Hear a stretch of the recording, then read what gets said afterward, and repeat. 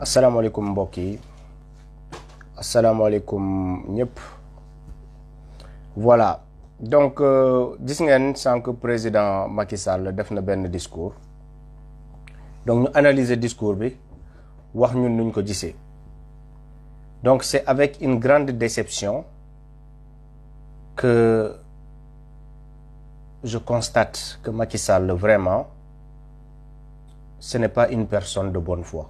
Que Macky Sall du nit bu gore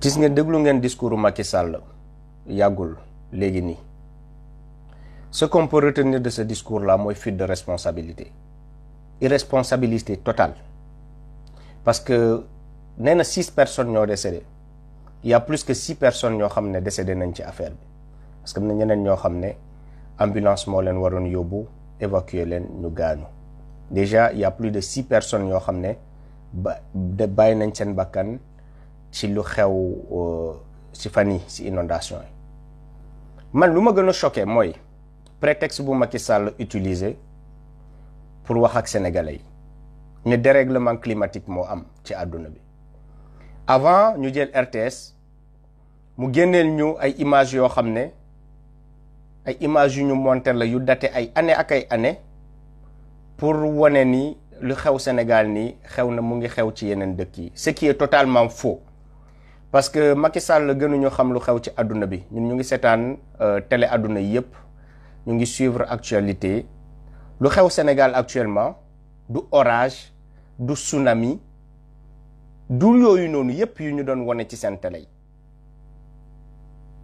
lu xew Sénégal problème mu taw la ak problème mu inondation lii du orage lii du lépp loo xam ne dañ koy génnee ci seen télé muy ravager ay garab di daanu yooyu la leen bëgg comparer ak lu xew Sénégal yooyu ay phénomène la yoo xam ne ñëpp dañuy xam ne lii du phénomène bu naturel mais lu xew Sénégal phénomène bu naturel la dafa taw ndox bi amul fu muy jaar nit ñi daal di dee kër yi inondé loolu moo xew Sénégal kenn gisul ay garab yuy daal ay garab yuy màbb kenn gisul ay non ce n'est pas tout ça du phénomène yooyu lii bokkut ak phénomène yooyu mais chaque fois discours bu irresponsable boo xamante ni moom lay jël di ko yëkkati rek pour di excuser wu moom mooy lu ñuy metti parce que day minimiser seen responsabilité ñoom en tant que état plus de 750 milliards 760 milliards ñu jël ko investir que depuis 2012 ba léegi en tant que président de la République mu génn plusieurs fois ci campagne mu ne leen problème inondation jeex na ci Sénégal mu wax leen ngeen dégg ko ne leen problème inondation jeex na ci Sénégal lii am ngay ñëw accuser réchauffement climatique ne loolu moo tax lii am Sénégal ne décaissé naa 10 milliards moom nit ñi bu ñu nekkee ci jafe-jafe rek ñu dee yépp mu bëgg corrompre seen mbokk yi ne état bi dina leen jàppale état bi dina leen jox xaalis c'est quelque chose d'irresponsable président bakkan kenn du ko jënd bul xaar ba ay nit dee ba pare nga ne seen famille dina am état bi lu mu leen di jox la vie humaine est sacrée vie kenn du ko jënd sa xaalis bi ngay prévoir pour jox ko famille ils auraient préféré avoir leurs proches en vie que ñu recevoir sa xaalis boobu noonu après leur décès soxlawuñu ay milliards de plus 10 milliards de plus soxlawuñu ko parce que da ngeen koy détourner waat chaque fois problème bu amee ci Sénégal ñu uti ci prétexte nu ñuy gënee détourner waat suñu xaalis 750 milliards yi waxoo ñu fan la dugg 760 milliards yi waxoo ñu fu mu dugg ngay ñëw di ñu ci yokkal 10 milliards yoo xamante ni suñu xaalis la encore yoo leen di waaj a détourner maa ngi leen koy wax tey duma Martin Luther King déwén encore dinañ fi ñëwaat toog ak 10 milliards yu ñu annoncé ñuy waxaat ci problème inondation parce que nu ñuy bëggee régler problème inondation xam nañ ne du régler problème inondation ay jënd ay motopompe loolu ay solution à court terme la ñuy indi ñun problème inondation Sénégal xam nañ ni du ay solution à court terme moo koy régler solution durable moo koy régler solution boo xam ne définitivement day protéger suñu capitale bi de ces inondations waxuñu sax ci région yi mais lu xew nii ci capitale bi la xewee dans toutes les capitales ci dëkk yu ñu wone Maroc doo leen mës a gis Rabat inondation bii nii mu am fa c'est faux et c'est totalement faux man maa ko wax yóbbu leen ko fu leen neex ville yëpp yu ñu wone ci àdduna bi doo leen gis seen capitale waxuma leen seen ay région de seen capitale bu mel ni Dakar inondation yu mel ni Dakar mu fay am parce que am nañu système d'évacuation ndox boo xam ne dafa efficace kër yi duñu taa seen construction yi day suivre ay normes yoo xamante ni dina permettre évacuation ndox lii Sénégal la mën a am parce que c'est un pays boo xam ne laisser-aller la ku nekk la ñuy bàyyi mu def lu ko neex ba tax na on se retrouve dans des difficultés ñuy uti ay prétextes di accuser le climat di accuser réchauffement climatique monsieur le président jël nga fi sa avion dem wuy ji réunion CEDEAO pendant qu'il y a des morts au Sénégal président les grands présidents du monde bu benn nit décédé ci seen dëkk dañuy annuler seen voyage pour dem jaale ji mbokk ku décédé ki yow jël nga sa avion dem tourner ñu le dos parce que question bi intéressé wu la autant que ça nga ñëw tey ci sa discours ñu gis ni banalité nga nekkee di affronter situation bi di ne waaw abondance ndox lu baax la waaye léeg-léeg mu indi ay jafe-jafe donc agriculture bi dina ko arranger waaye léegi foog ñu xool mais président tu ne te rends pas compte de la gravité de la situation yow nit ñi lu ñu dund ba léegi yow mesuré woo ce discours irresponsable bi nga tenir devant des difficultés yoo xam ne nit yaa ngi toog ci biti xamuñu fu ñuy dugg ngay jël affaire bi banaliser ko comme si c'était quelque chose boo xam ne ça ne mérite même pas une attention wala un sérieux de ta part lu mën a soulager les populations monsieur le président boo mënul ngir yàlla bàyyil population yi 10 milliards yi dañ ciy jëlaat ay nit jox ko 5 personnes ñu détourné waa 10 milliards yi ne dugal nañ ko ci inondation doyul foog ñu yokkaat ñuy jël suñu xaalis di ko pasare di ko sàcc 760 milliards déjà réer na ci inondation yi benn responsabilité kenn du ko ci situer kenn du def bilan 760 milliards yi fan la dugg ba ñu mën a xam xaalis boobu noonu au lieu que mu régler problème inondation lan la régler en réalité 760 milliards sa way président 760 milliards ñu naan dañuy déclencher plan Orsec saa ñu waxee ngeen indi ñu ay plan pour détourner waat suñu xaalis yéen da ngeen ñu jàppee ay dof mais sénégalais yéen a nangu lii yëpp yéen a ko nangu président muy toog di leen manquer respect di xool seen jafe-jafe yi limite daf leen doon ree ci façon ni muy waxee minimiser les dégâts je suis déçu vraiment yàlla nattu nañu nattu bu metti am président bu mel ni un irresponsable pareil un lâche pareil un incompétent pareil un détourneur un malhonnête pareil ñu am ko comme président de la République c'est une grande honte pour nous man j'ai honte et je suis très déçu sénégalais mérité wuñu lii mérité woon leen lii nit ñi nekk ci mbedd yi nga naan état bi dina leen jàppale dinañ jël 3 milliards jàppale population yi peuple sénégalais bi dafa mus a am dimbal ci président ñu ko soxla dañ ko mus a jot ñu ko soxla est-ce que benn yoon am na benn somme boo xam ne yëkkati nañ ko ñu ko soxla dëgg ñu jot ko musul am ñu ngi uti nu ñuy sàccaatee 10 milliards yoo xam ne dañ koy yokk ci 760 milliards yi président doyul ngir yàlla doyul quoi doyul ça ne suffit pas mais sama gars yi tant que jóguñu ñu fajal suñu bopp lii nii Macky Sall chaque jour dina toog télé mu leen di ree di wax di minimiser am airu arrogance boo xam ne moom lay àndal di wax ak yéen comme si xoolal il ne s'agit pas de quelque chose boo xam ne ça mérite un sérieux de sa part mais c'est man je trouve pas les mots je suis sidéré j'ai honte je suis déçu Jusqu'à quand allons-nous continuer à supporter cet homme? Ba kañ ngeen bëgg supporter ce gars-là? Ba kañ ngeen ko bëgg supporter waat? Vous n'en avez pas marre, vous n'en avez pas assez de cet imbécile-là? Vous n'en avez pas marre? Il s'en fout de vous, il n'en a rien à faire de vous. Que ngeen dee ci ndox, c'est pas son problème. Vous n'avez tous qu'à mourir, c'est le cadet de ses soucis. Pourquoi? Parce qu'il ne se sent pas inquiété, parce que en face de lui, gisul ay nit yu déterminé ñoo xam ne dañoo bëgg que ce soit la dernière fois ñuy dund jafe-jafe yi. Vous allez continuer ah. benn yërmande amuñu ko ci yéen, benn considération amuñu ko ci yéen. Taw bi dina continuer parce que c'est normal que muy taw.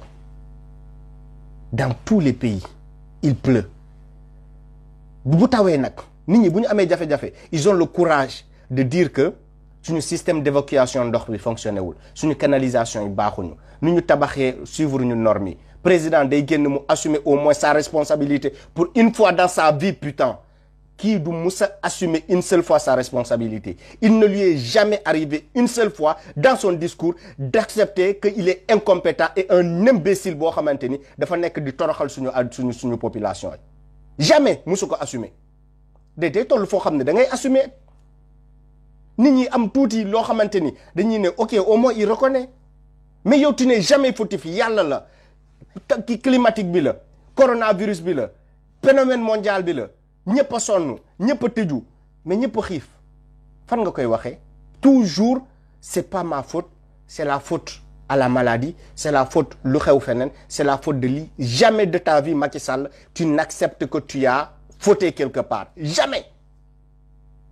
Jamais de ta vie, tu ne vois qu'il y a lieu de dire que je dois améliorer ça. On a mal fait ça et on doit l'améliorer. Toujours des excuses et des excuses. Tu nous prends pour des débiles et des imbéciles. Ils ne sont pas capables de réfléchir par eux-mêmes. De qui te moques-tu, Macky Sall? Honnêtement, ça a trop duré. Ok? On a assez supporté là.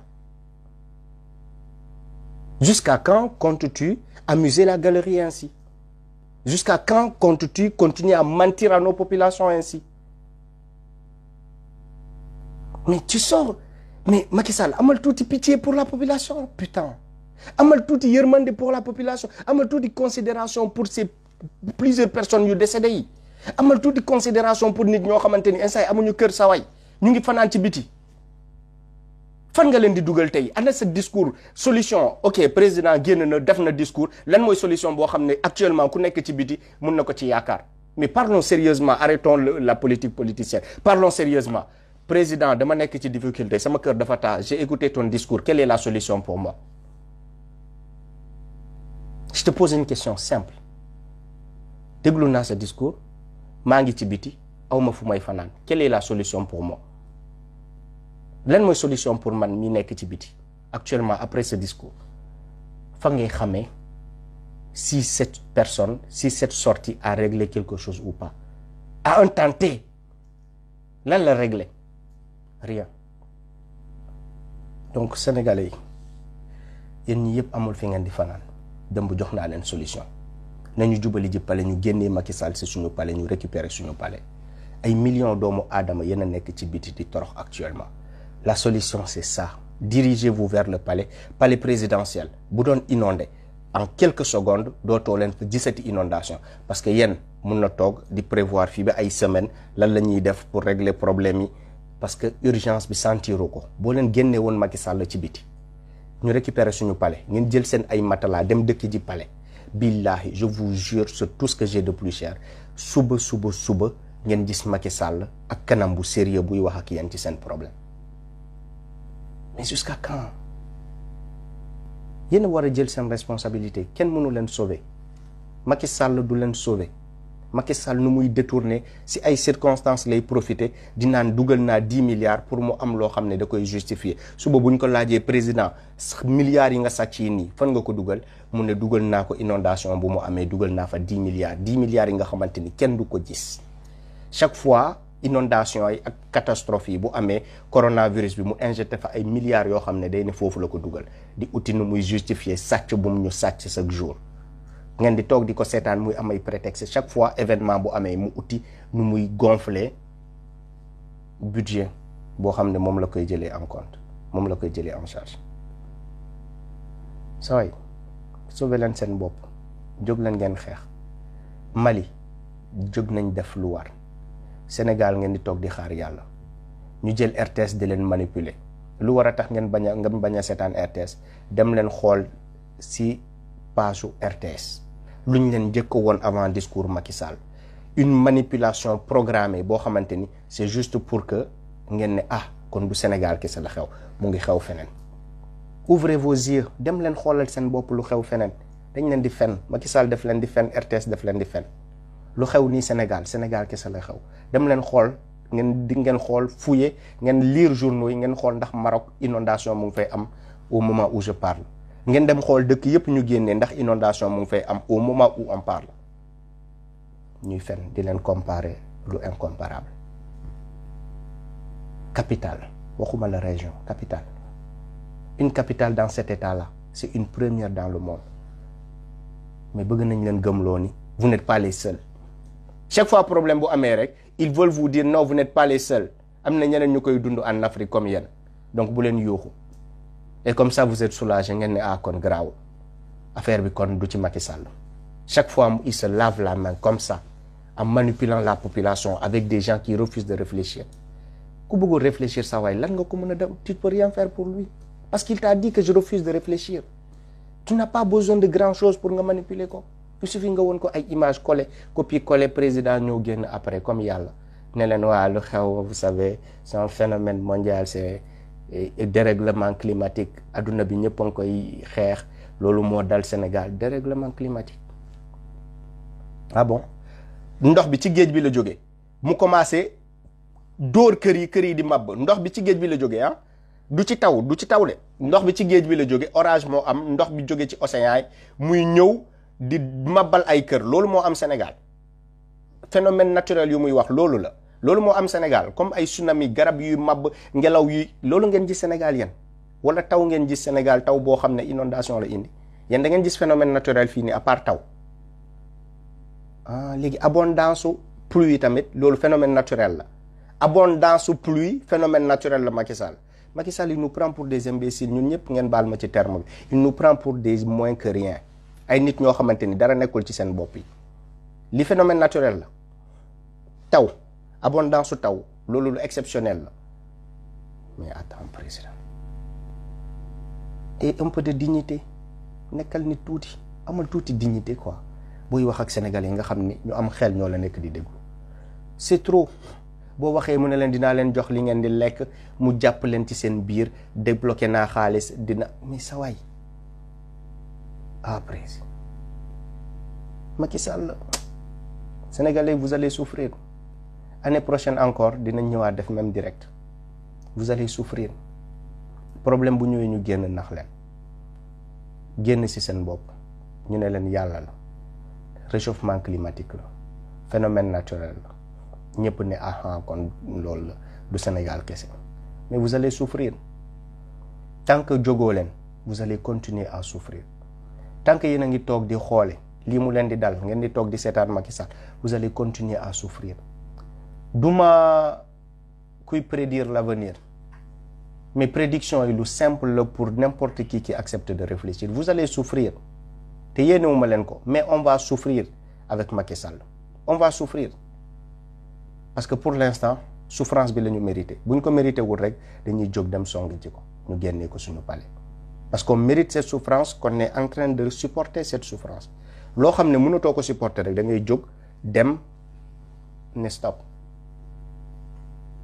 parce que on est capable de supporter jusqu'à présent.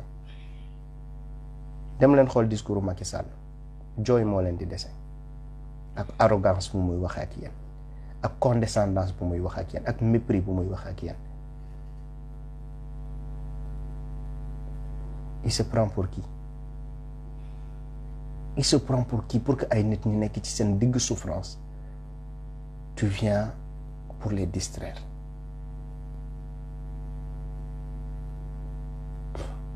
mais le jour où vous souffrirez assez ñëpp dinañ jóg ñu génnee Macky Sall. je pense que souffrance bi tolloogul niveau boo xam ne kenn mënatu ko muñ.